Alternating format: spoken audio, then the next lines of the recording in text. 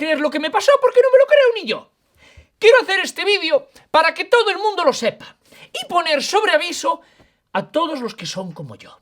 Personas confiadas que creen que la gente tiene buenas intenciones. Después del último vídeo, yo estaba en mi ataúd, y por cierto, últimamente duermo un poco regular. No estoy yo muy cadáver, que me compré una de estas almohadas, una butterfly pillow, o sea, un butterfly pillow, bueno, ergonómica.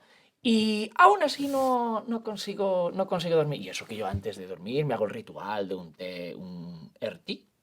Un RT. Traco que te enrollas, vamos a lo que vamos, Total, que yo abro los ojos y me encuentro encima de mí a Juanan con una pala en la mano a punto de reventarme la cabeza. ¿Pero esto tío está loco o qué? El caso es que yo lo lanzo por los aires, porque uno es un vampiro y tiene una superfuerza, y echo a correr. Bueno, el otro empieza a perseguirme paso arriba, paso abajo.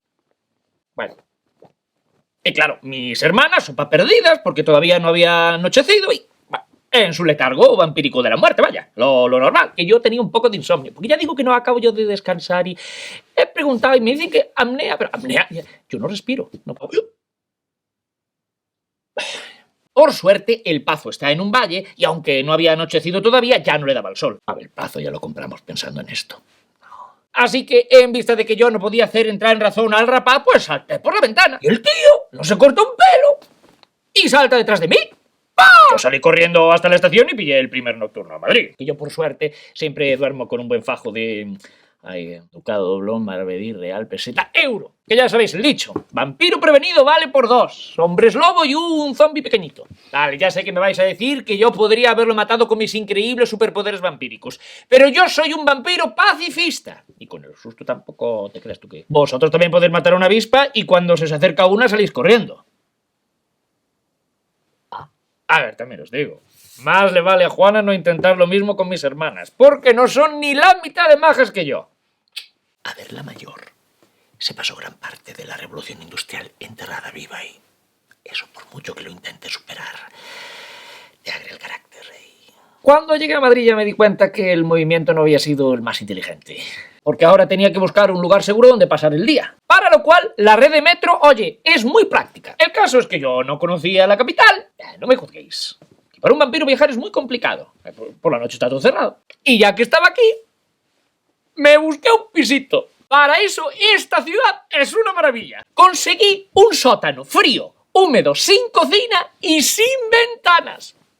El sitio perfecto, que yo todavía no sé cómo estaba sin alquilar. Y la gente no huele un buen chollo. Yo sí, porque tengo super olfato vampírico. ¿Qué estaba diciendo yo?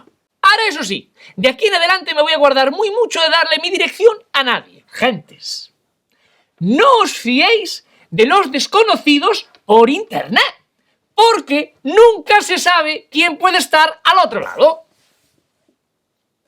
Hostia, es una verdad como un templo. Bueno, pero también estoy contento, que quiero explorar la noche madrileña y ver todo lo que me ofrece.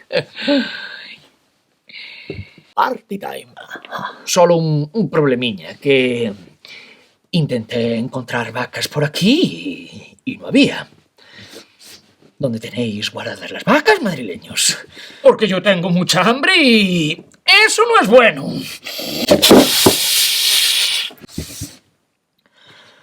Lo siento.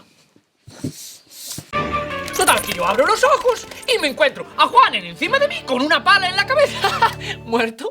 Claro. Tiene una pala en la cabeza. Una pala en la cabeza. Tocado. Pero